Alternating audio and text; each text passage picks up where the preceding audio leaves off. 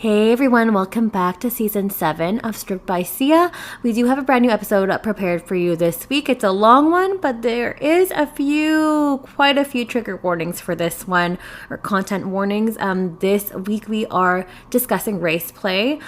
So themes of racism, lots of terminology that may be offensive to folks, and themes that may make people feel uncomfortable or might be triggering for some as well, will definitely be present in this episode. So if that is going to be an issue for you, feel free to skip this episode or proceed with your own caution here. Just want to make sure that I'm putting this out there. Just please take care of yourself. Thanks so much and enjoy the episode.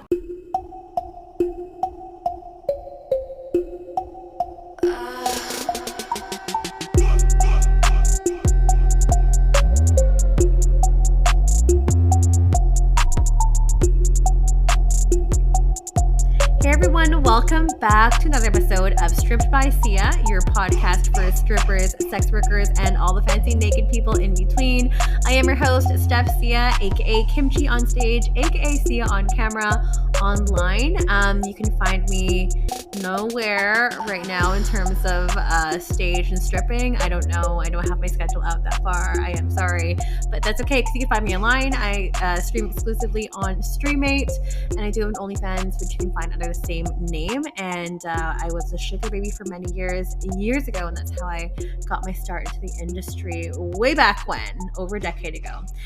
If you are just tuning in for now and you don't know what the show is about, the show is all about destigmatizing sex work because our industry is largely misunderstood and people don't really understand it. People claim to know what they're talking about when they're not even in this industry at all.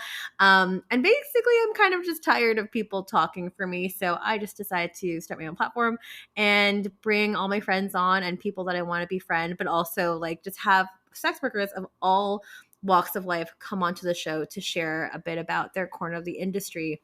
So this includes like nonprofit organizations and charities that benefit sex workers. We also have like a lot of on-screen talent, full service sex workers, cam girls like myself, producers, directors, just a bit of everything, just because there's so much to talk about and so much to cover in our industry. So I just really want to be able to bring the people on and give people a voice to talk about our very, very misunderstood, quote unquote, taboo world. So every week I bring on a different guest, and this week is no different. I do want to put at the top of this episode that there is going to be a trigger warning.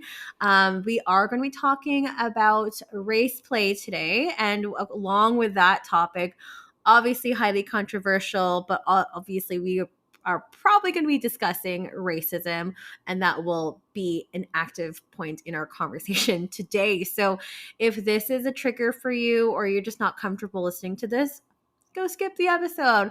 I'll see you next week. But yeah, I just want to make sure that you guys are all taking care of yourself. So trigger warning, turn this off if racism might affect you. So beyond that, I just want to quickly say hello to my Patreon subscribers because I forgot to do it in the last episode till the very end of the episode.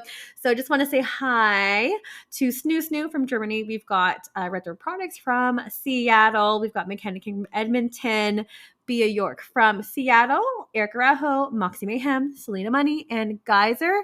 Thank you all for subscribing to my Patreon and being on that third tier there.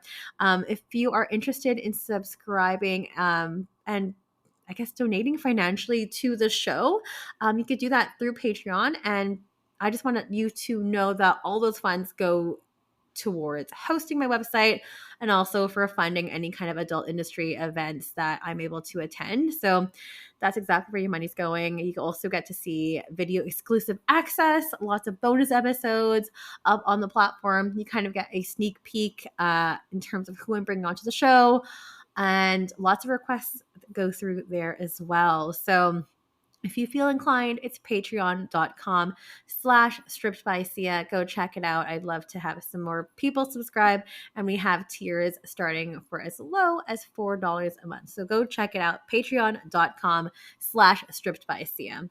And back to your regular scheduled programming. Very happy to bring on today's guest to talk about and navigate through this conversation about race play today. And I don't know, I've been curious about this for a while because I myself, as a cam girl, have been asked to participate, or, is race play something that you offer as a person of color and a person that is fetishized constantly? It's something I personally don't offer, but I'm really curious to see, why it works for some, why people might seek this out. Does this contribute to racism? How can we do this in a safe and educated and humanizing way? So I brought on someone who I found and scoured the internet for, that does offer race play, not only in their professional life, but also in their personal life as well. So I am bringing onto the show modern courtesan. We have Tia Maria on the show today, who will be our expert on this topic. Please welcome Tia Maria. Hello. Hi, honey. How are you? I'm so good. I am super excited to just be a sponge and learn so much about race play and, why it works for you and why it works for so many people, and really try to push aside my own bias, and just try to learn as much as I can from this conversation today. So thank you so much for coming on. I'm very happy that you have me on, actually. I will try to give a bit of a disclaimer. I'm only speaking from my experience as a woman of color and as an adult provider, and I am a submissive in a BDSM stated relationship. So I'm mixing in my experiences as a provider, positive and negative, being a Black woman, as well as being a submissive. So all of these things together kind of cultivate my stance on race play. So I can only speak for my space. It may or may not be offensive. I do understand that. So I can only apologize that my intentions are not malicious, but I do stand in my truths. So I just want to put that out there because it's really uncomfortable for some people. So. Oh, definitely. It definitely can be very uncomfortable. I'm sure we're going to get to all of that uncomfortability later on the show, but I would love to learn a bit more about you and your journey in the sex industry and how you got started and how it brought you to where you are today. So I'm 33. What is it? The Jesus year is what they call it. But I've been in the adult industry since I was 18, technically. I actually got married right out of high school, and my very first job, besides being a mom and a stay-at-home wife, was a phone sex operator. I was on Craigslist with my dad. And we were looking, this is back when Craigslist used to have jobs in the job section, and it used to be a great place to work if you were a provider. But that's beside the point. We were in the regular customer service side of Craigslist, and there was an ad, and it said, PSO, phone sex operators wanted now.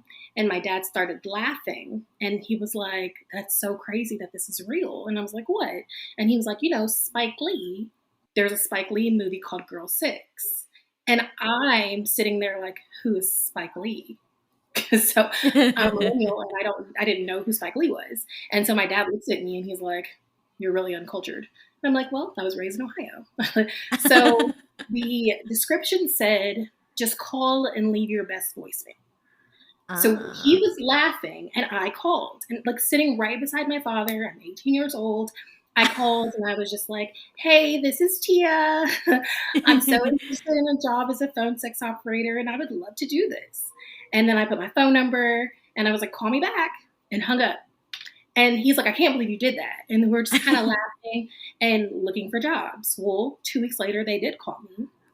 And I remember getting asked to come in the evening time to a home. It was a home in downtown Columbus, Ohio, where I'm from.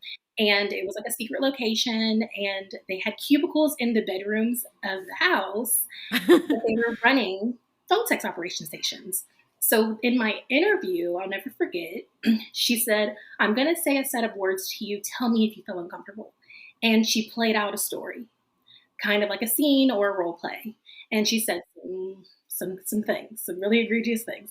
And I didn't like laugh. I didn't feel any way. But at the end, I was like, that's fine. She's like, well, do you think you could do that? And I was like, yep. And she's like, well, bet, you're hired. So she gave me something called the Sex Bible. And it was a 3-ring binder with hundreds of pages of definitions and pictures of everything sex. Wow.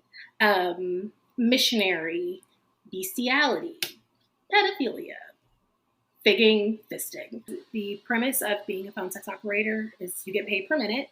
So you want to keep them on the phone as long as possible. You make the most money by talking the longest. And the best way to do this, because men are visual, is to paint the perfect picture. So training was about 2 weeks, I believe, but I would go after hours. And first of all, phone sex operators look nothing like what we described, which is so interesting. But the operator would get on the line and I'd pick up the phone, and she may say something like, barely legal. And that let me know that the topic was going to be that I was of younger age. There were rules in place. We would never say a specific age of any kind, but we would hint at things so that we could meet the fetish. Sometimes they would say, dominate me. That's how I knew it was going to be a dominatrix style call. So in that time, being 18 years old, coming into adulthood, womanhood, I'm a sex worker and I have this Bible of things, and I have these men on the phone that want to talk about these topics. At that point, I learned right away how to be really comfortable with talking literally about anything. I noticed that I used to get hung up on certain topics because I wasn't good at them.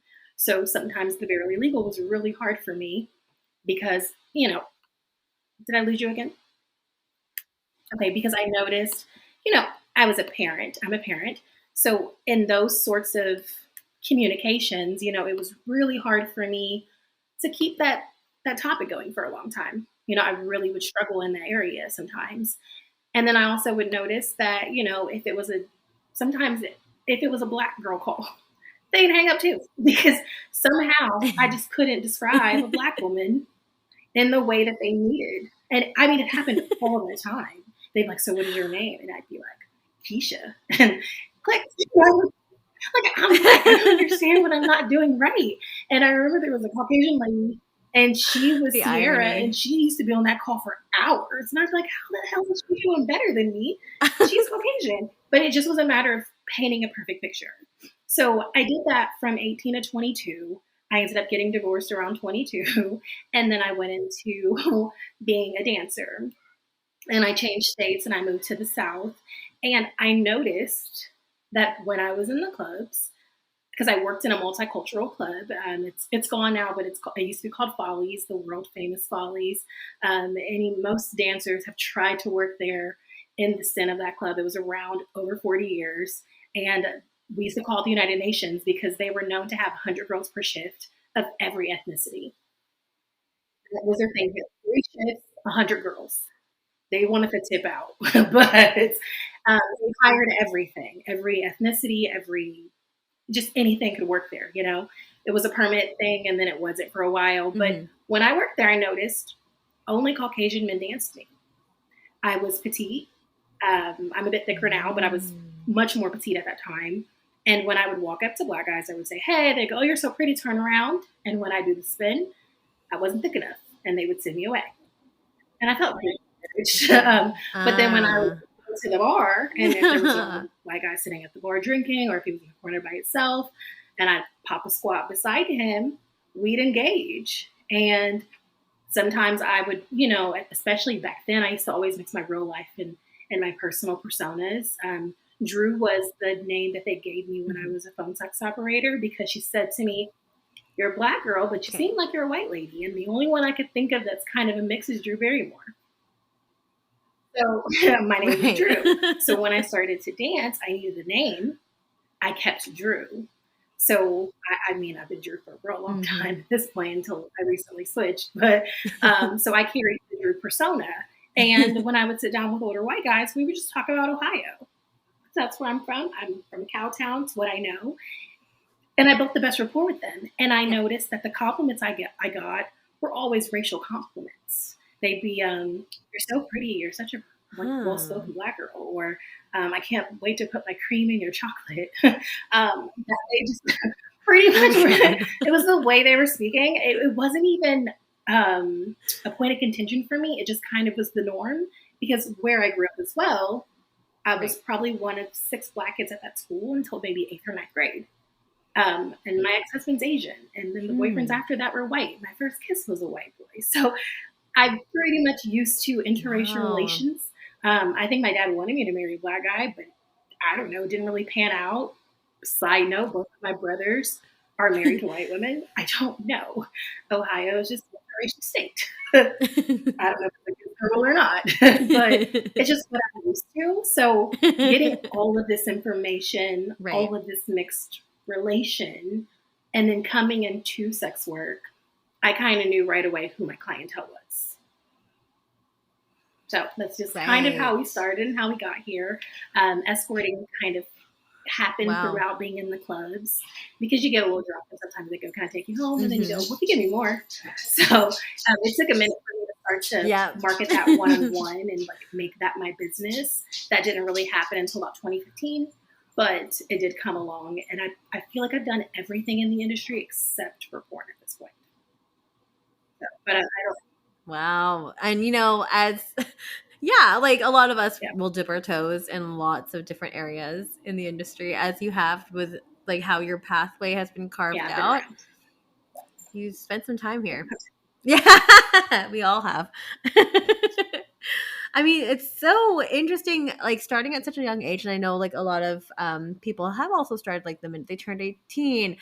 They're going to get right into the industry. But you actually had some really interesting training. I mean, it's kind of nice to have that sex Bible as your training to just really kind of set you up for so many different scenarios, and to really be an open book at that point too, when you're that young. I think it sort of built a space for comfort, because when I would get, per se, let's say a pedophilia call, right? That was a really difficult topic for me to talk about for 30, 40 minutes to an hour. It was really difficult for me to paint the picture. And it wasn't just because I have the personal opinion that I believe pedophilia is wrong, because that is my personal feeling and opinion, but it wasn't my job. My job was not to judge the person that I'm speaking to. My job is to create a safe space for this person to discuss their fantasies, so they don't go out into the real world and implement these things. And it was for me to provide them a space for release. And so if the call was too difficult for me, we did have things in place where I could send the call back to dispatch and they could give it to a provider who was more comfortable. If we felt or thought that they were harming a minor or doing anything dangerous to themselves in any way in that call, we had their billing information, so we could send authorities to help them, maybe to stop things or report things that were unsafe. It wasn't like we were forced into doing anything. There was pure consent for all parties, but it was a matter of me not judging the caller and me creating space. And I think because I started off at 18, looking at I'm providing space in a sex space for men and women, I'm judgmental, everyone is to a degree, but my ability to be extremely judgmental, everyone has a bias. It did subside. I mean, it just naturally did, because I used to have a guy I could be on the phone for 5 hours and all he did was drink rum and smoke cigarettes, and I had to pretend like I was smoking too. Smoking's bad for your lungs, but it wasn't for me to be like, you should stop smoking if you smoke 5 hours every day. No, I would sit on the phone with him and I would inhale and I would exhale. And that is what we did every day for 5 hours. He was one of my best tippers. But I wasn't going to yell at him about his lungs. That was not my job. So it kind of created a space where I am completely a safe space provider.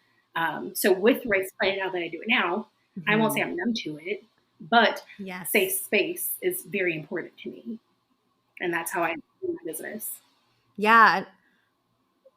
I really like how you're emphasizing the safe space, because everyone has their own kinks, everyone has their own fetishes too, and we're not here to kink shame or anything like that on the show. But as you mentioned, really emphasizing the importance of creating an environment that is safe for your client to indulge in their fantasies. I think that's actually what really makes a great provider, really makes a great sex worker, is being able to make that that comfortability and making someone feel that they are safe and they're able to, indulge in their fantasies without any judgment or bias.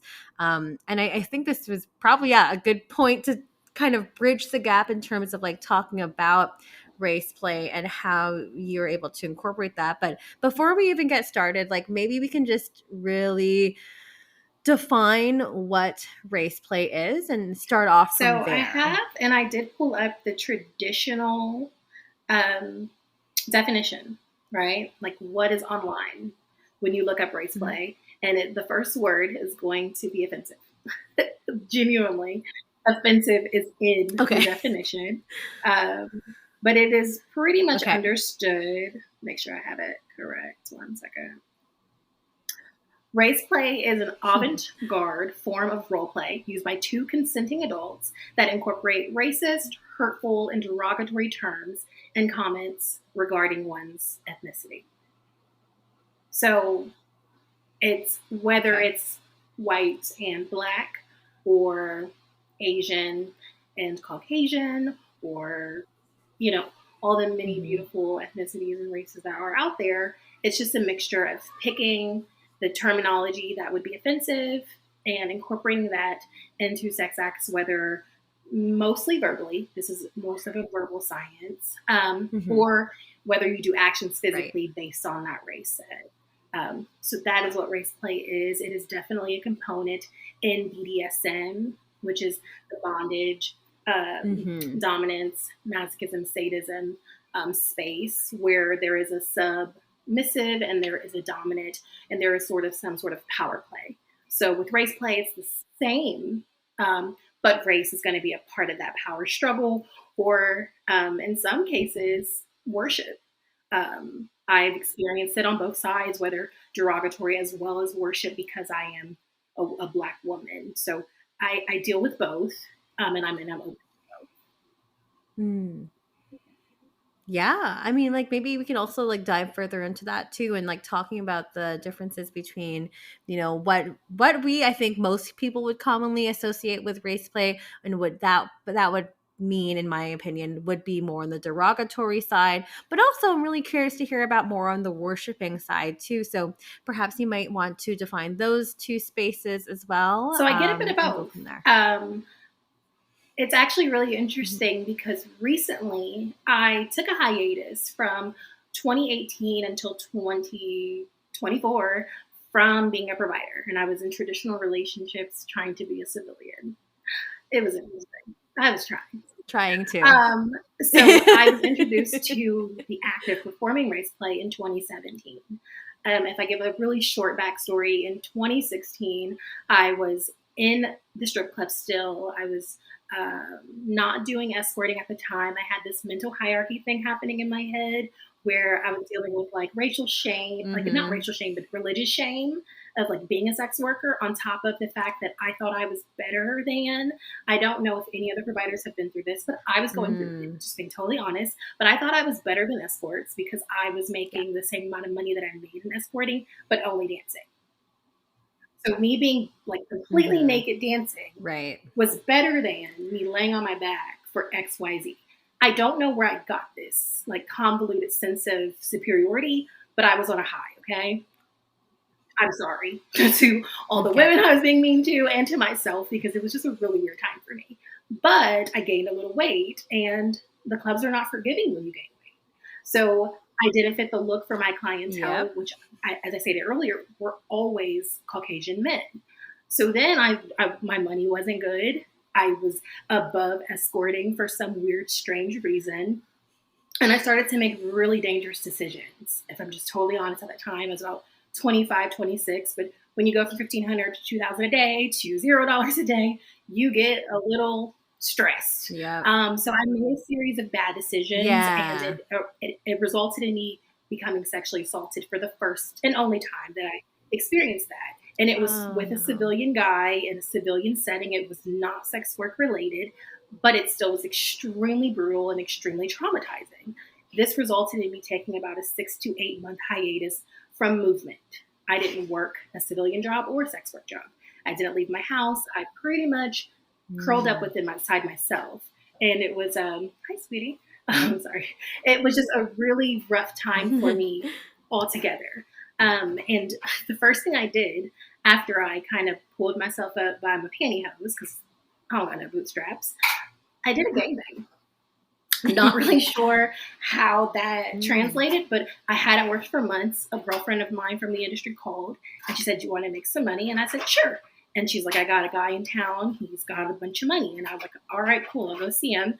And I went to see him and he had a bunch of friends there and I seen them all. And she was like, "Well, I asked you to see one." And I was like, I need some cash. So it was a very extreme way to get back into the industry. This is 2017. At that moment, I think that I was in a manic space and I also had not truly healed like I thought I did. I made a drastic decision to leave Atlanta and move to Dallas. So now I'm in Bayonne, Texas. I get to Texas and now I decide at dancing, because in my mind I was overweight, I'm going to escort. So I get back into escorting. And the very first client that I had, Mr. K, was into race play. He used to come over in dirty work boots. Okay. He owned a dairy farm and overalls. He was a heavy set guy. And he used to want to role play me explaining how hard my day was in the field.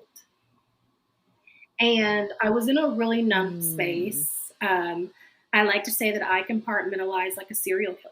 I can tap outside of myself and turn on Drew or Luna or Heather or Tia Maria, as I am now, whatever these names are, and turn off my real essence so that I can be in character. And so I would do the sessions with him, but I didn't feel anything. And he really, really likes me. He would take me to Foo Fighter concerts, and we went to go see Nickelback. He paid a bunch of bills. But in the sessions, it was all about me telling him how hard my days were in the fields as a slave. And he did not use the hard R. He was really uncomfortable with saying it, but he still wanted to be massa, and I was a slave. And this went on for about a year and a half. Right.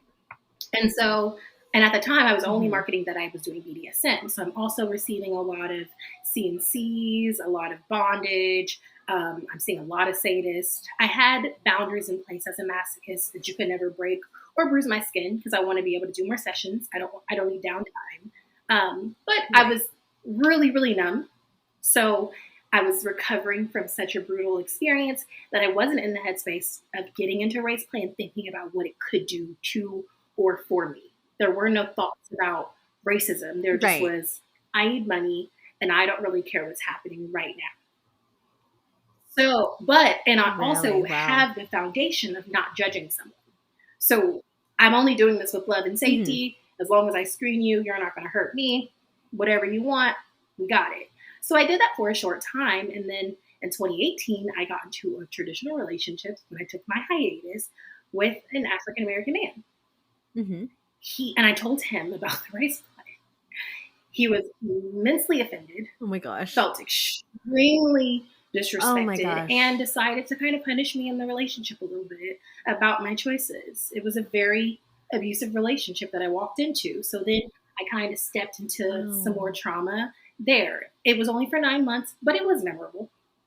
And so then I took a complete stop, like a dead stop from dating. 2019, 2020, we did no sex work. We did no dating. I worked on myself. I worked on my shame. He did out me in that time frame and told my family and friends that I was a provider. He sent my ads, my pictures of me with a ball gag.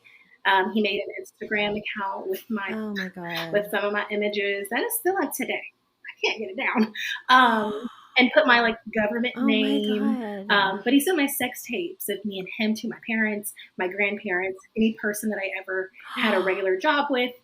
They all found out in 2018 that I was a sex worker. At that point, I had to make a choice. Do I hide? Do I stop doing sex work? Or do I just lean into the fact that I really actually like this industry? Any trauma that I actually had experienced as a woman was in civilian life with normal men. Because I wasn't screening normal men. I was screening my customers. Anytime physically I was hurting, where did I go to get found or saved? sex work. And I wasn't receiving a lot of the love and humanity from normal spaces or from the religion I grew up in, but I was receiving a lot of love and honor through sex work. Because there was a dialogue and safety and consent in all of the encounters that I was having, whether it was a strip club, whether it was escorting, and even down to phone sex. So for me, I made a decision to come back to the industry, but not right away. I ended up meeting my partner now, and I actually met him about 10 months ago online, because the internet is a great place. And he is a Caucasian male, and we were just having a talk about what we like sexually, what turns us on. And, you know, he let me know some things that he was into. And I was like, you know, I'm not going to lie. I'm a sub, but I have a deep-rooted slave fantasy. Now, when I was using the word slave, I wasn't speaking about slavery. I was speaking about being completely owned. I know a lot of girls like to use the term daddy or zaddy with the Z when they refer to their men, right? And they're just saying, like, I want a man to come in and dominate and, like, have all the control. Well, I'm a little farther than that. In my mind, I'm like, I want my brain to fall out of my head when my man's around. Like, I don't want to think. I don't want to have money. I don't need a wallet. I just want to know, like, what am I wearing? I'm a Barbie girl. And, like, what am I eating? And, like, am I working out? And are you going to buy me new shoes? Like, I don't want to do the things. I want him to do the things. He's daddy. And my whole essence is being pretty, being fit, and, like, satisfying him. Because if I satisfy him, he satisfies me. Right. And that is just the dynamic as a full-blown slave. Like, I'm going to give my autonomy over to this person because he's safe. And I'm consenting. So when I brought that up to him, he was intrigued. And he mentioned what that looks like for him. And he was like, you know, to have that level of devotion is pretty intense. You do understand what that looks like. I don't think that we should do this right away. I think we should get to know each other. I want you to trust me. He was completely advocating for the efficacy and me understanding that he was safe. But he was like, but I'm not going to lie. Hi. I think that it's super hot that you're a black girl. And the idea that I can have a black girl submit to me in that nature takes the submission to the next level because, you know, I'm a white guy, you're a black girl, you know, that could mean. And I'm like, yeah, it's like you're massa and I'm a slave. And we just kind of giggled. And when we both had that moment, it was like kind of like a, for both of us, because I wasn't offended. Yeah. He wasn't offensive. He did precursor with, I'm a Democrat, I'm not a racist. And I was like, okay. I only get news on my Apple app. I don't watch MSNBC. I don't really care. But I wasn't looking for that sort of validation. I just appreciated that he felt he needed to give it to me. For me, it was more so, you were letting me know that you're a safe dog and you're not going to snuff me out. That's pretty much what I care about the most. Yeah. And I told him about some of my past traumas and past issues. And he gave me an apology for gentlemen that weren't him. He provided a safe space for me to vent. And he let me know that, hey, I'm not judging you for your past, which is very difficult because he didn't meet me in a sex worker space. He met me as a normal girl at the time. You know, it's hard to be sometimes accepted by civilian men. And he just let me know that, hey, I like a girl with a little freak in her. And so it was like, really? I felt seen and I felt safe. And so all the years of me creating safe space, I finally found one. But then he taught me a lot, right? He shows me all these Twitter links and I learned this terminology, like things being bleached. So bleached is a term where anytime a woman of color has sex with a white guy, then she is now bleached. Her private area has become cleansed. Oh, interesting. So bleached is, oh my gosh. So bleached that's a new term for me. A black girl, well. an African American, African, or Asian, we can all technically be this as long as we are sleeping with a BWC, big white cock, I guess you could say, will become bleached. Right. I learned so many things. There's other providers that do race play content. So he sent me quite a few links and he really just kind of sent them not to say, hey, we're going to do this, but how do you feel? And as I watched them, I genuinely had the same responses when I had the interview years ago. I didn't have a huge emotional discourse. I was just like, well, I wouldn't do this. Mm-hmm. But this is funny. And then I sat with it. And so he didn't call me the hard R or anything right away. We definitely took our time, but I did take it to my girl Right. group chat of my civilian friends, and I wanted to check their temperature, and I asked them how Right. they felt about it. And my girlfriends are mixed.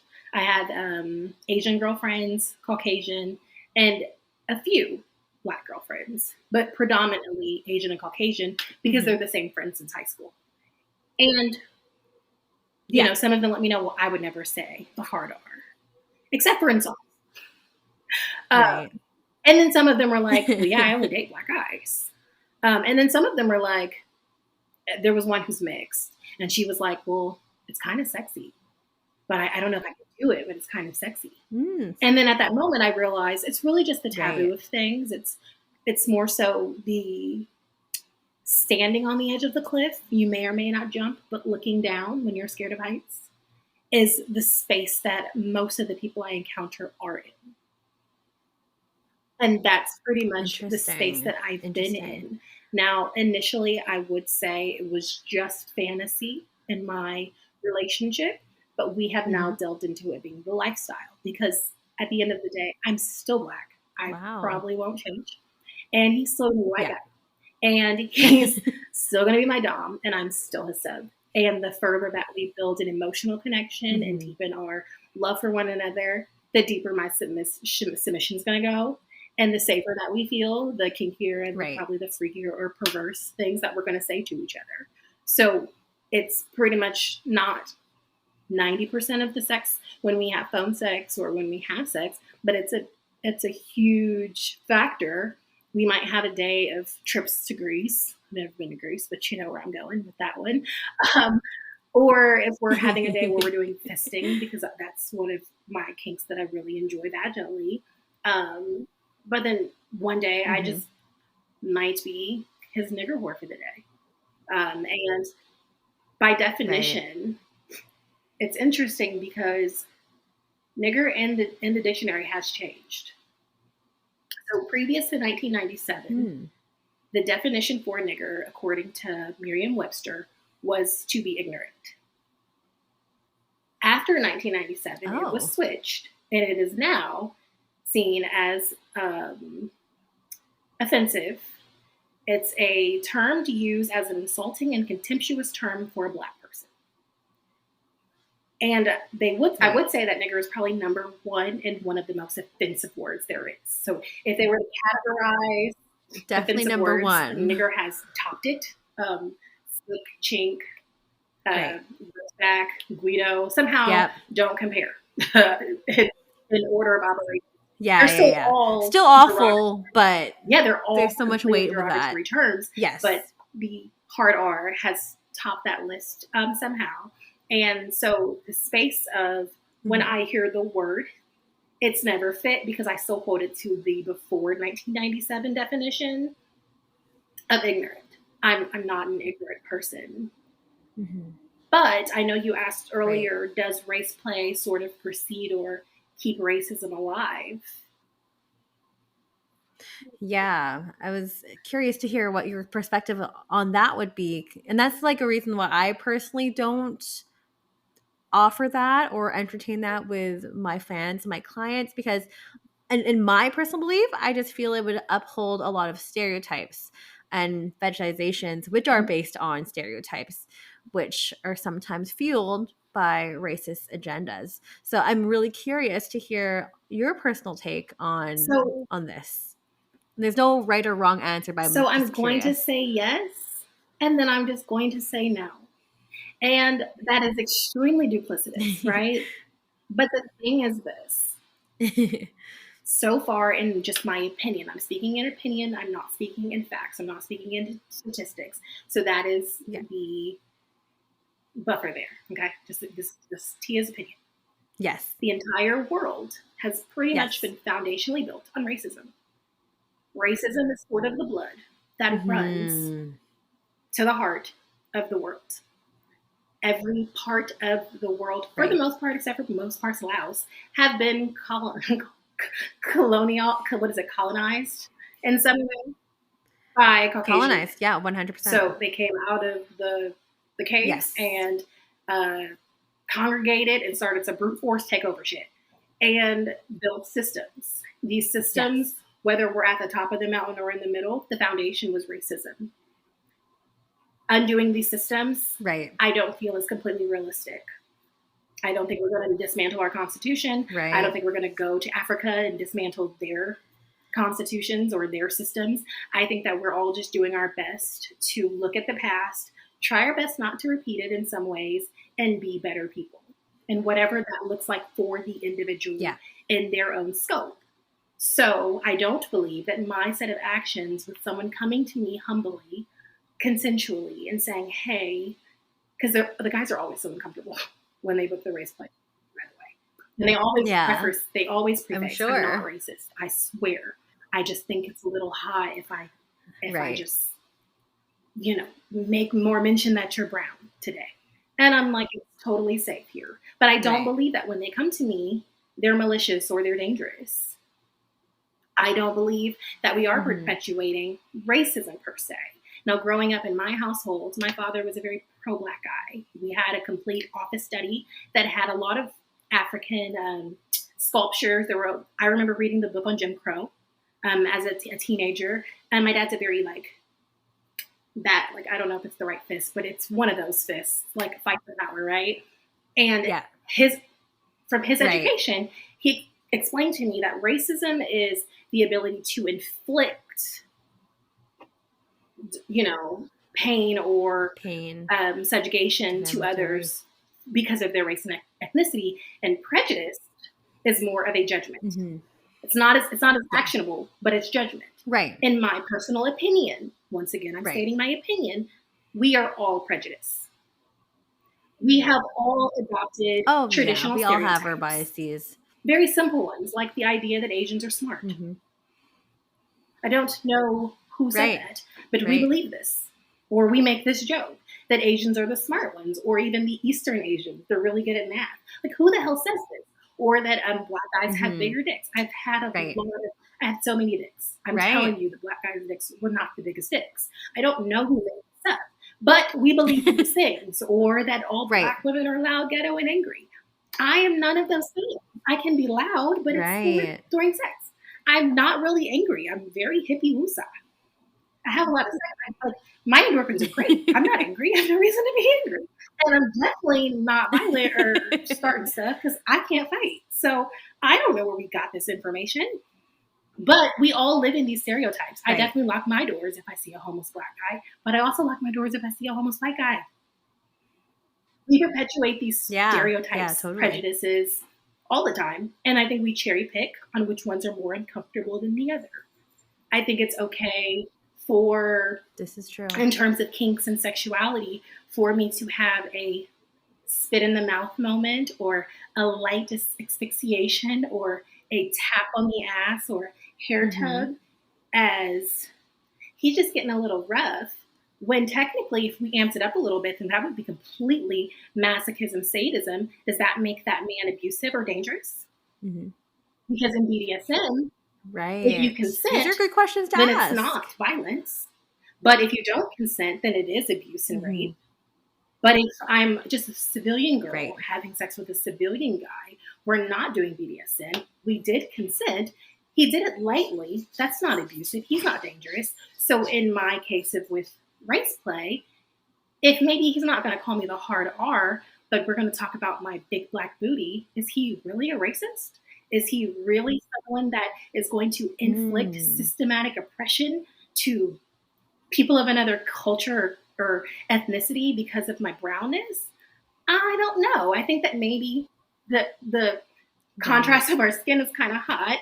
My tans are tannin. My melanin is melanin. And it's just pretty great for us. And in that moment, he's enjoying that.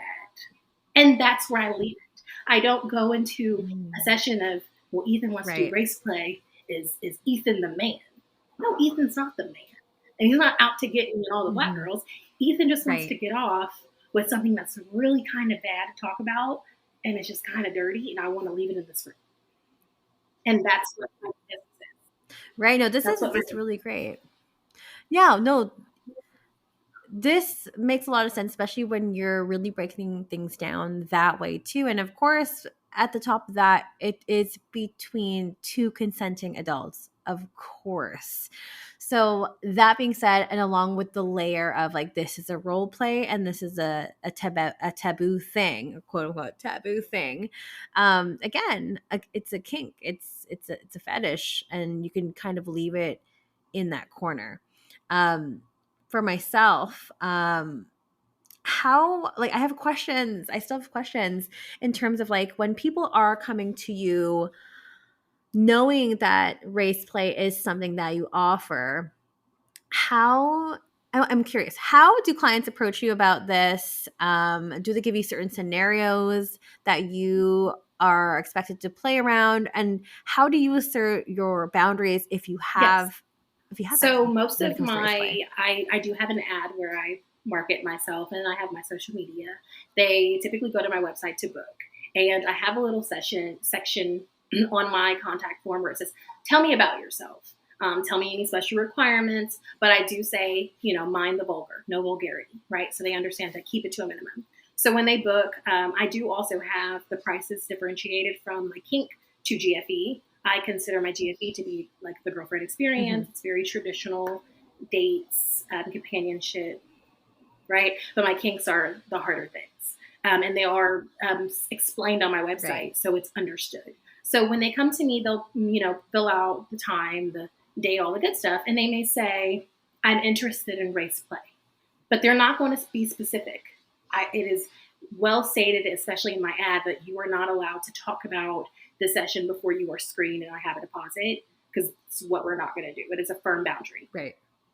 So once I have them and I know Right. they're safe, then I'll start to text them because I need to know if I need to buy any outfits or anything to prepare for session.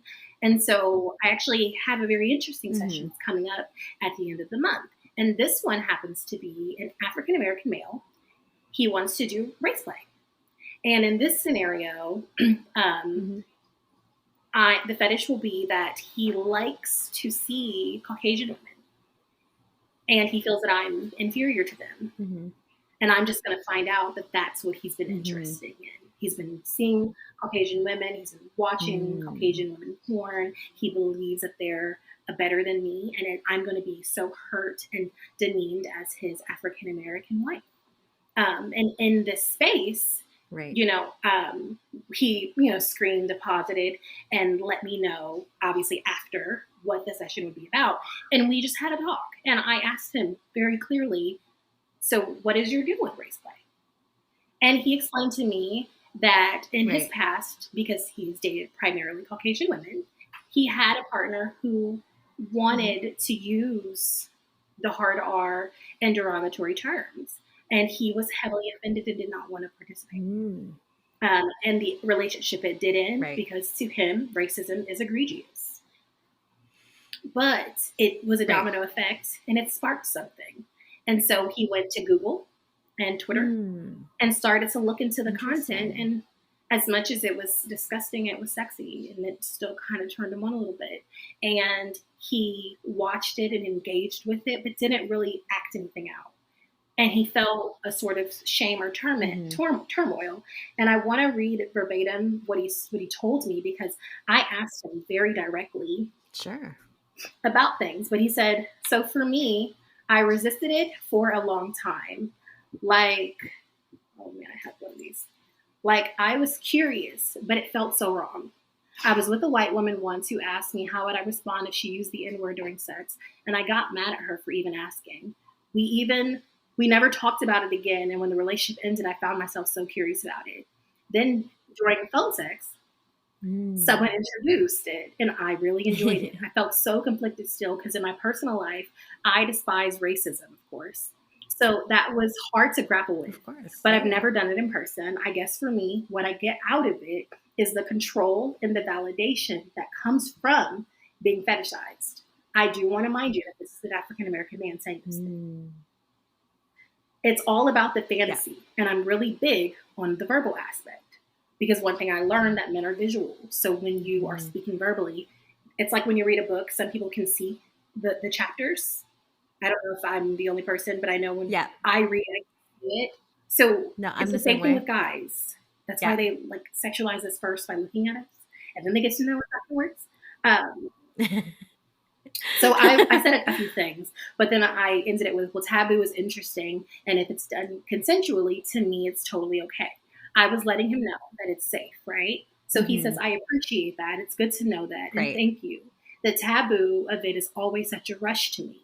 I guess what I don't like is how many other kinks are deemed acceptable, even if they are just as controversial, like incest or maybe even age play. But when it comes to race specifically, it's like a Right. no across the board. Like, as a Black person, I'm not allowed to assert and Mhm. engage in a desire I have. I don't understand why that's not okay. Good And, questions here, and we though. went on Really good and we went questions. on to talk for Double hours. standards. But like I brought up earlier, Mhm. when I kind of use the um, simile or between the two of whether it's the zaddy daddy, masochism, sadism Right. with race, That scenario. it's kind of the same, kind of cherry pick which ones. And when I asked my partner, because we were talking about it last night, I asked him, what does he feel? He was like, I just feel that race play is a hard form of BDSM. He's like, I've settled with it. Mm. I'm not, I know I'm not a racist, and I'm comfortable being with someone that's comfortable with me expressing myself. Now, for us in our relationship, we're a little bit beyond Right. fantasy because, like I said, the hard things just aren't going to change, and we do this proactively. But when I see Mhm. clientele, they're coming to me more humble, they're coming to me more nervous, and most of the time, it's really hard for them to say the hard R. If I'm totally honest, I really like to hear it. Right. It turns me on. And I can never get my clients to say it. They just Yeah. go, "Oh, your big brown booty." like, oh, you're so close, Johnny. Oh, you're Like, it's so not the close to same. saying it. And they're like, "Oh, I don't want you to think I'm a racist." I'm like, I don't think that you're racist. But if you need to be for 20 more minutes, I would like an orgasm, please. And yeah, they don't. Most of the time, I get a lot of worship where they want to worship my body and my skin color and that sort of thing. Right. But a lot of the time they don't feel comfortable Mhm. going all the way. They really don't want to hurt me or make me feel bad. And then we spend maybe 45 minutes somewhere. I have had a few where they actually lose sensation and they're unable to perform because they're so afraid that they're Oh. saying or doing something that is egregious to me. Sometimes, especially if they talk too much, Right. where in my opinion, where they try so hard It's like a to keep that fantasy nervousness going, but their thing. body can't react. But I don't think that it's as rough as people think. I Right. think that it's genuinely no different from when guys want to do an office role play with me. I've never had an office job. Like, I don't know Yeah. how to role play being an assistant. I've never assisted, but I'm making it up as I go. It's literally just in my race play sessions. I've genuinely never been a slave. I 100% have no idea what it's like to pick a cotton or to be indentured. Yeah. Well, maybe I was indentured to the strip club if I'm honest, Right. but Right. that's about it. I don't understand, and it's not always based just in slavery. Sometimes it's just Right. genuinely my blackness. Yeah. I mean, again, like going back on a point that you were mentioning earlier too, like, just having the difference between fantasy and reality, and like what you can achieve and how you can make those fantasies come true. Because sometimes when it comes to race play, like people are not actually going to act on it in real life or in their personal life or whatever. But there's something that's so intriguing about fantasy and making that fantasy come true, right? So I think that this is a really interesting, unique area where we really want to focus and make that happen and ensure that this person, our clients, our fans are going to be supported in that way. A question I have for you, Tia, is how do you prep for certain scenarios? Because obviously they're all across the board, and they vary, as you mentioned. Like, some can be a bit more aggressive, some are just like more on the worshiping side of race play. But I'm curious, like, do you have any kind of ritual or a way that you prep into things, whether it's costumes or watching some other scenes or movies or anything like that you can draw reference upon? I'm just curious, like, what your process is. So to answer your question, I don't really have any rituals per se. I do a planning session. Like I said, once they're screened, we kind of talk about what scene they're interested in. That's how I find out what outfit that I'm going to wear, if I'm going to wear anything. And I really just don't work. The best way to lead up to a session or scene, especially if I know it's going to be a little more intense, is I don't work. I don't see anybody else. I just kind of let myself be clear. And I genuinely, when I go into a session, even though I show up as Tia Maria, I really do compartmentalize like a serial killer. I leave the session.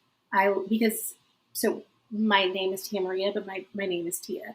So genuinely, they're seeing my true essence. I'm a face-out provider. After I got outed in 2017, I show up as myself now. Right. There's really nothing to hide. I mean, I do my best for safety. But at the end of the day, the internet is a really interesting place, and I don't got it down. So whatever's going to happen naturally will happen. I believe that I put out a lot of good juju, so nothing bad will happen. Right. But I show up as myself, and I really leave me at the door, and I immerse myself into the scene. So if they want to give me a name for the scene, then I'm that person. Right. And I completely, when I go into a session, let's say it's a 4-hour session, like I actually have one Sunday, it's going to be 4 hours, and it's more of CNC with race play. The first 30 minutes are a check-in. We discuss hard limits, boundaries. Like, my hard limits will always be the same. You cannot break or bruise my skin. Right. I am a mild masochist. You're not about to hurt me. Okay? Like, we don't need no red marks. I don't want to be crying. I'm okay with derogatory humiliation slurs, but I don't like bodily fluids. I don't like STDs. So these are the things that I'm going to say. I love a safe word. And not only do I love a safe word, but I love the red light, green light, yellow light technique, which is stop, slow, go. Right. I also love nonverbal cues. And I spend the first 30 minutes. I don't charge for that 30 minutes, but I'm spending that time making sure that we understand boundaries. Right. I also ask them what their boundaries are. Good. Because as a dominant, it's really important to know they rely on me to consent and to speak up so they don't do things that are dangerous. Absolutely. Because I can really hurt a dom if I don't say anything when he takes it too far. Because it's really easy to get lost. Oh, yeah. But I will be honest, I do put myself aside. And I immerse myself into their satisfaction. And if at any point they, I guess, slap me into reality or do something that triggers the inner me or brings me back, then that's when I will use a safe word. So far, I haven't had to. But I actually had a really hard race play encounter recently. Oh, you want to share? And the only reason why is because he didn't prep me. So in this appointment, he was a trips to Greece guy. Okay. We always go to Greece, right? I've actually never been there. I really want to go. So if someone sees this one, I'd love to go. But he likes to take me to his version of Greece. Yeah. And in the session, somehow he decided that race play and degradation were also on the docket. Okay. And he didn't prep me. And so because we didn't have that 30 minutes where we would discuss hard limits or even me not working for days to kind of clear myself, I did not leave Tia at the door. Right. And I brought Tia into the session because Tia really likes trips to Greece. Right. Right. Right. Like, sometimes I get what I like out of the session. Like, I really get what I like. So I was in the session. And so when he showed up and I was doing, I think, fellatio at the time, and he's like, "You're really bad at this." I was offended because I was like, "What? Excuse me? I've been practicing. What are you talking about?" And I'm like doing it, and then I just became so self-conscious. And he was like, "You don't do it as good as white girls." And he called me a dumb hard R. And he was like, "You're so stupid, you can't even do this." And he's like having this racial derogatory discourse. And usually it turns me on when I'm prepared for it. Yeah, but you weren't prepped though. I wasn't prepped because I only thought we were going to Greece. Yeah. Yeah. I mean, I did a 3-day washout and only ate Jell-O because that's how I physically prepare for Greece. Okay? We don't eat. Yeah. And we're clean. That's all I was prepping for. I wasn't prepping mentally for race play. So when he hit me with it in that session, I probably wanted to bite him. Yeah. I can't really be honest. I'm going to be honest. In the session, I was really struggling because you told me that my fellatio was bad, but I know it's good. And then he made a remark and he said, it's not funny, but it's funny to me. He said, "You're lucky I'm letting you suck my superior white cock. I'm giving you a handout, just how the government give government handouts to black girls." And when he said it, I stopped because the first thing that came to my mind was statistically Caucasians have more government assistance than black people. I love how that's the first thing that came to your mind. Just because of the way population works, and they make up a greater range of the population, so statistically they do have a higher margin of being on government assistance than African Americans. Granted, there are some African Americans, and Latino and even Asian Americans that have government assistance, but not black people. So I was like, read a book. But I'm having this thought while his penis is in my mouth, and it was really hard for me to keep the session going because he kept throwing off the balance because he didn't let me prepare. Yeah, you need to have a heads up, right? No. Oh my gosh. So ultimately, he wasn't able to have a release because I was unable to tap into my subservience enough to get him off. And at the end of the session, he apologizes for his malfunction. And I was like, it's not your fault. I was like, I honestly wasn't prepared. I was like, you didn't tell me that we were having race play and degradation in the session. So I didn't know that was what you needed from me. And I was unable to perform. And you threw me off guard because I only prepared for one thing. And he's like, well, I'm so sorry. I'm really not a racist, but I know you have race play on your website. And I really wanted to try it. And I said, that's fine. We can try whatever, but you have to, let me know so I can prepare. And it was just a learning moment for both of us because my feelings were hurt for like 3 days. Oh no! Oh my gosh! Because he kept calling me stupid. And it was crazy because in the moment, it wasn't the race play that was hurting my feelings, but it was because he kept calling me stupid and dumb. Yeah, and you're like, no. Those were derogatory terms that I didn't know were hard limits for me. I guess I might have some sort of trauma with feeling intelligent or smart that probably are somewhere in my childhood that I should work on. Right. But the hard R doesn't hurt my feelings, but calling me stupid did. And when he added the layer of my blackness, plus saying that my fellatio wasn't good, it was a really hard blow for me, and I couldn't eat that sandwich. And he didn't get off that day. Right. And I felt really bad. But I tried. And I think we even went over session like 45 minutes. I was trying, but I could not bring myself, and he couldn't bring himself. Oh my gosh. And we kind of realized, hey, next time we do race play, we really got to talk. Absolutely. Yeah. And this is just like almost like a PSA for anyone listening for clients that are listening.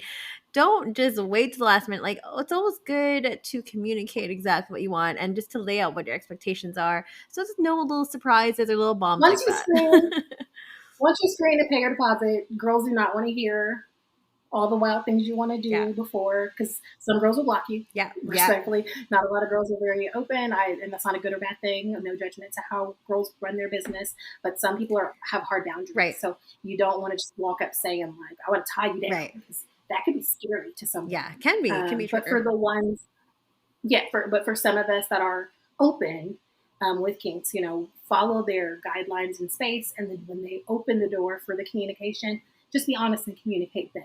I've had regular GFE guys, and one guy spat on me. And I about died. Yeah. It is definitely a hard limit. Yeah. And I didn't see it coming. And so when he did it, I was startled, but he orgasmed at the same exact time. And so the session obviously ended abruptly. But for me, I had to express to him, hey, you're fired after this. Yeah. You're not going to see me. We're not doing that. Good for you. Because you didn't tell me this you liked, and I didn't know. And actually, that's a hard limit for me. I now have to wash a loogie off my face. Thank you so much for the exposure to your fluids. But, that just sometimes happens. Yeah. And over time, I've learned to assert myself in boundaries. And I've learned that the best way for me to not so much have to assert so many boundaries is if we communicate. Yeah. It's just simple. We'll just keep it simple. Just communicate. It's better to have more communication than less. Before we wrap up this conversation on race play, and before we get into the Q&A, because there's some questions that came in, I just want to end on maybe a positive note too, in terms of like, what do you enjoy most out of offering services like race play? So I am a true natural submissive through and through. I love power struggles. I love power plays. But I also love strong rebellion. Mm-hmm. You tell me to go left, I automatically want to go right, and I want to do right 100 miles per hour. If I crash, that's fine because I don't make mistakes. I make discoveries. Mm-hmm. I don't know why I'm so rebellious, but I like it. So, with doing BDSM, one, I noticed my clientele pretty much pick my ad because I'm black. I am not Naomi Campbell, not Tyra Banks. There's a bunch of beautiful black girls around, but I don't look like them. But I am black girl. And so I know when the guys are scrolling, they're like, yeah, they're not saying, well, that's a good photo shoot right there. Mm-hmm. Mm-hmm. They're going, she's a hot black girl.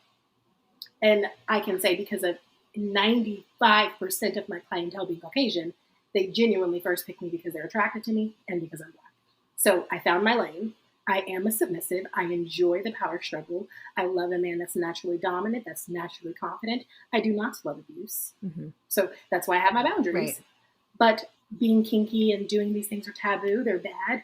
They would make my mom quiver in church a little bit. I don't know why that gets me off still. I'm in my 30s. I should probably grow up, but I don't want to grow up. I want to do what I want to do. And I have consensual, I guess I live in America, legal business doing.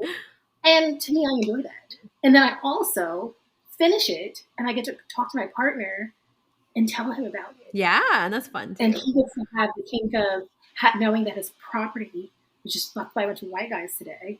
And I, as a submissive, got to get passed around. I don't know why that turned us on, but together we just kind of kiki about it. Sometimes I tell my clients that I'm collared, meaning I am, a committed slave and owned. Yeah. And they understand that. It's in my photos. So it's made plain that I am owned. And they are okay with that. And sometimes we even record. They put their heads out. But then I can watch them back and I can share them. And they're totally okay with this because doms love doms most of the time. And so it's like I get to own your property. Right. And they let me out. And so it just goes with the broad scope of I love to tiptoe on the cliff of taboo. And so I allow people to do that with me. And I make sure that communication as being as ethnically reasonable as we can is present. Because I want someone to walk away. I don't want buyer's remorse. Yeah. I want someone to be like, I spent thousands of dollars on that one. Yeah. We're going to do that again. Yeah. I might have to save, but we're going to do that one again. And I want to fly back to wherever you are and do this again with you. And this time, if we're going to step it up or change some things, we're going to curate the perfect experience. But I enjoy taboo, and I want people to enjoy it with me. And if they're not sure, I also want them to do it with me too, where that way I am a little bit of a dom. I'm not a switch, but I get to control or help or educate along the way, and we kind of figure out their sweet spot so that they don't do anything that they're ashamed of. Right. Because I don't want people to feel shame seeing me or after they see me. No, this has been a really insightful conversation too. And thank you for providing so many examples, not just drawing from professional experience, but also from your personal experience, giving the examples that your clients have said, different scenarios and stuff too, and how it actually doesn't sound as bad as, I might have thought it was in the beginning. I think, and I'm hoping that this episode would have really cleared some confusion or maybe perhaps misconceptions about what race play is and how, it doesn't, or it can't, or maybe it does. I mean, it's up for debate too. I still think it's definitely up for debate in terms of does it contribute to systemic racism? And, I'm happy to debate on this too. If we want to continue this discussion further online, but there are a few questions that did come in from the audience from Twitter specifically. And I'm also curious to just talk about some of the, I guess, observations and curiosities that people might have. So let's go into that maybe, and we'll see where we go from there. The first question that came in said, I'm curious about what limits or boundaries Tia Maria has in terms of race play, if any. And I know we just discussed this, but if you want to just sum it up, we can do that. Also, can race play ever contribute positively to goals of racial liberation / revolution? And what would that look like to you? So with boundaries, Basically, my BDSM boundaries are the ones that I keep in place. So, because if it's a sado masochism relationship, you cannot bruise or break my skin. So, meaning you can't inflict bodily harm to me in a way that is going to leave a lasting imprint. As far as degradation and humiliation, that is something that I enjoy, except for stupid being somehow a trigger word for me as of recently. Right. I'm gonna figure out with myself what that's about. But for the most part, I completely, like I said, I removed Tia from the session, and they just, I guess, sleep with Maria, so that I'm not there to kind of ingest the words that are said, and I look at it purely as a fantasy that I am helping them have safe space for, and that is pretty much the way the boundaries go. There are safe words for safety and stuff, but when it comes to race play, the hard R does get me wet.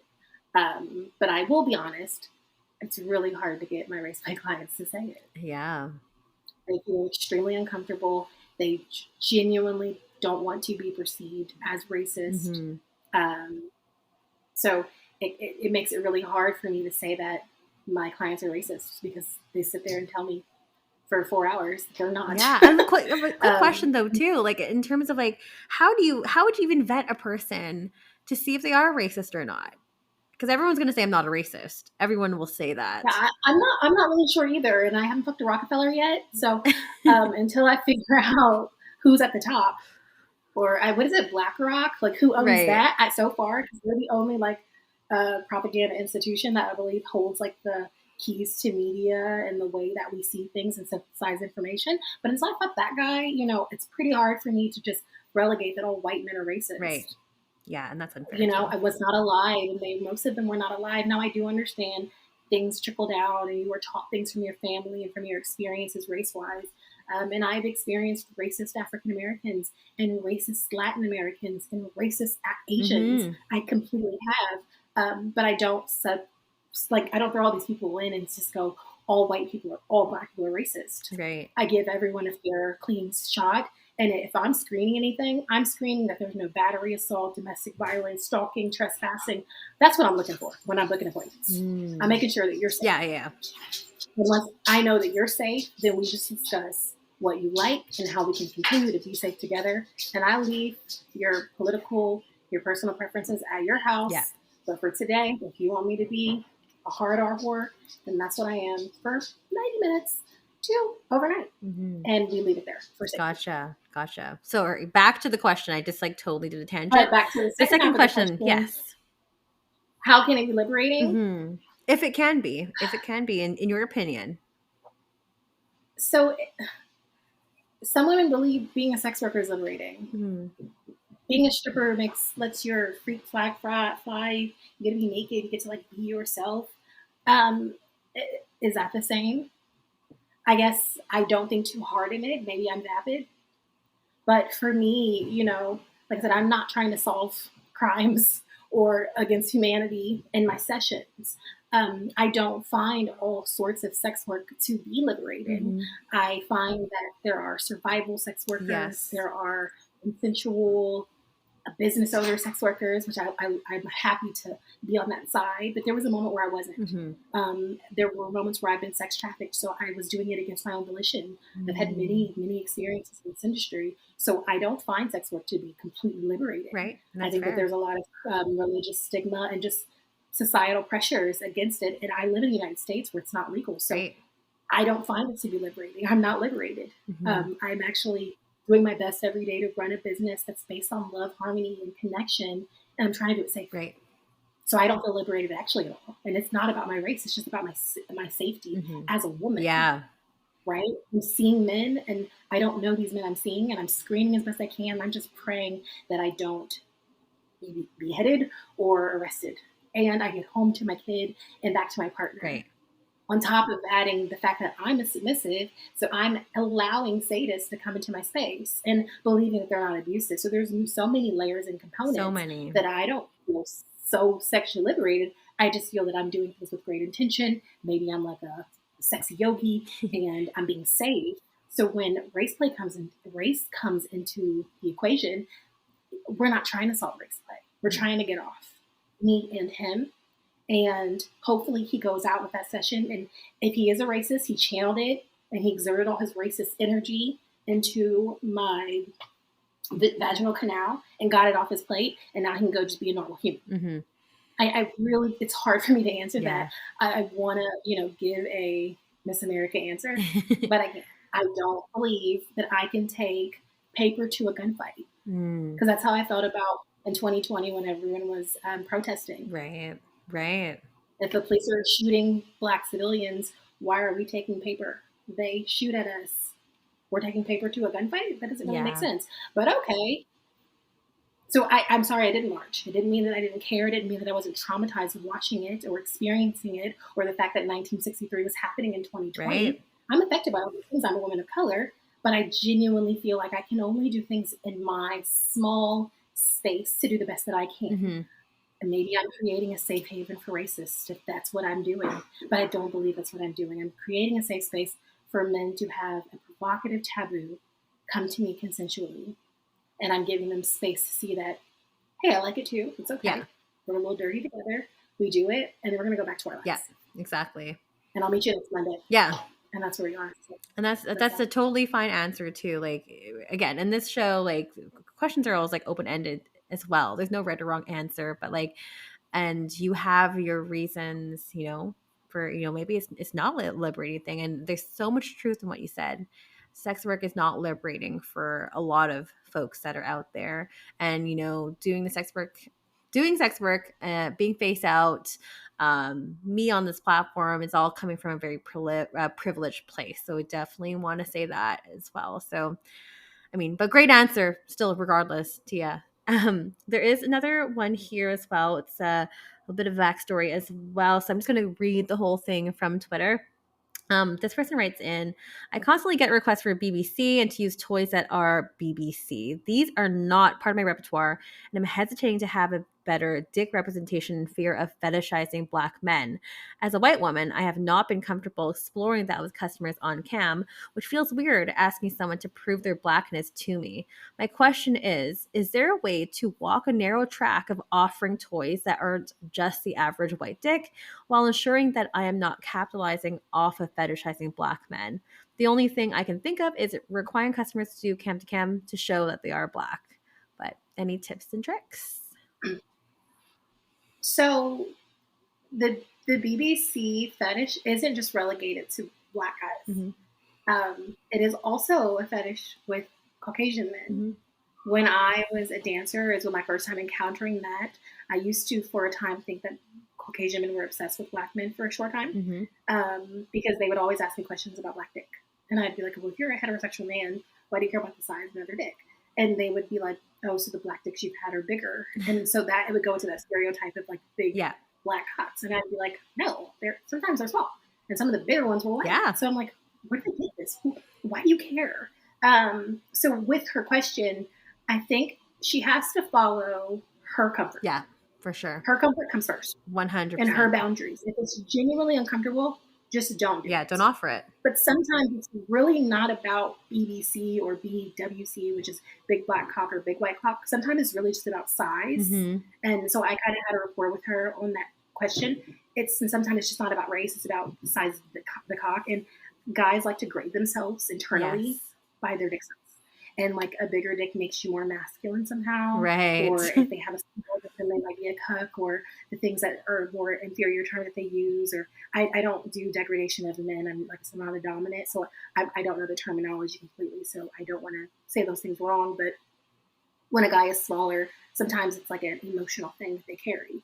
So they could be saying they want to see her use a stretching tool or to take something bigger because, I like stretching. Mm-hmm. So, the bigger the better, right? They want to see her climb out at Mount Everest. But it could be more so about size, and they're just using the big black cock reference. Yeah, it could be. It might not really just be fully racial. So if she has the report in the chat when you're on webcam, to kind of just ask, how do you want to do this role play if she feels comfortable? And if not, then, I'm sorry, I don't do stretching, I don't do gaping, and I don't feel comfortable using any sort of reference. I don't want to speak for the Black delegation, but I don't think that all the Black men are going to be outside of her house with torches because a beautiful white woman shuts her vagina and calls it big black cock, big white cock, big Asian cock. I don't think that. I think that men want to be big and bad, however they can be, in whatever space that they can be, whether it's cock size, whether it's financially, whether it's in the car, or whether it's not receding and balding. And especially as a sex worker, our jobs are kind of to follow our boundaries in safe space and give them avenue to be big. Totally. And I'm going to let whatever you want be big, be big. So if that she can try that, that's what I would recommend. Maybe just asking in the chat a little bit and only doing what she feels safe. Yeah. It's always great to put your safety and your comfortability first, and not just always trying to accommodate for everyone. And like, you can. Exactly. I really still think you can do that. It's just not comfortable for you. It's not enjoyable for you. So it's okay to put yourself first. That being said, it's been a really packed conversation, Tia. I'm so glad I brought you on today. But before I let you go, where can we all find you? So I'm getting used to the social media thing. Back in my pre-Sesta Fosta days, I wasn't even face in. I was fake picked out, and I used a bunch of pseudonyms. So now that I'm using my real images and I'm face out, and I'm on all the social media platforms. Well, not all, but I'm on Twitter and Instagram under Tia Maria 1. I want to say there's an underscore somewhere. Yes, so there is. There's supposed to be. Underscore Tia Maria 1. I do have an OnlyFans. I stopped making content in January. I did it from October to January. I did not like it. But the content is still there because I have found that when people find my ad, they go to my website and they go to my Twitter and then they go to my OnlyFans because it validates that I'm right. So, or real. So it's their way of like screening me. Totally. So that content is there. I will preface it and just say that I've lost 40 pounds since the OnlyFans content. So when you see me in person, it's actually a little different. But that's where you would find me. My website is Tia Maria Modern Submissive because I'm a modern submissive. And that's where I prefer to be booked. I do have a number on my website. There is a number in my ad, but I do ignore those text messages. Gotcha. I prefer for you to fill out my contact form to, tell me what we're going to talk about or do together in that little section. Let me know the date and time so I can look at my calendar and get back. My phone is in my hand 24/7. I literally do reply the same day most of the time. Sometimes it's within minutes. But I ask for 24 hours, but that's not realistic. I reply. So I'm not booked and busy in a way that's overwhelming. Like I said, I don't make myself super busy because of the nature of work that I do. It is strenuous to me. So that's how you contact me. I do have ads on Tryst and on Arrows. I'm touring in June, but I'm based in Tampa, but I do fly me out. So you can fly me to wherever, but that's where you find me. Twitter, primarily, I'm on there daily, and my website. Awesome. All those links are going to be in the show notes below. So if you haven't checked it out already, do so now. Do your homework, people. And also do your homework for me as well in terms of rating the podcast 5 stars if you're on Apple or Spotify, writing a nice little review if you're listening on Apple. Again, all the stuff helps people find the show in terms of discoverability. And we just want to get this show out. It's free resources. It's free knowledge to you, to anyone that actually might need it. So please, please, please do your homework with that. If you want to get in touch with myself, you can find me on Twitter. It is or X, whatever it's called, Stripped by Sia, and I am on Instagram, Stripped by Sia Podcast, patreon.com/Stripped by Sia if you want to become a patron. And last but not least, if you do want to come to the show, I am still actively looking for people for the rest of season 7, which is really exciting. So feel free to pitch yourself. And when I say pitch yourself, I really mean pitch yourself. Like, give me all your talking points. Bullet points are totally fine. You can do that on strippedbysia.com on the contact page there. Type it all in. I'd love to hear more about what you are wanting to bring onto the show. And I'm happy to work with you on developing that. So with that being said, new episodes every single Sunday dropping at midnight, and we'll catch you all in for another episode next week. Thank you so much for joining us, Tia. It was a great conversation, really eye-opening today, and I appreciate your expertise in this topic today. Thanks for having me.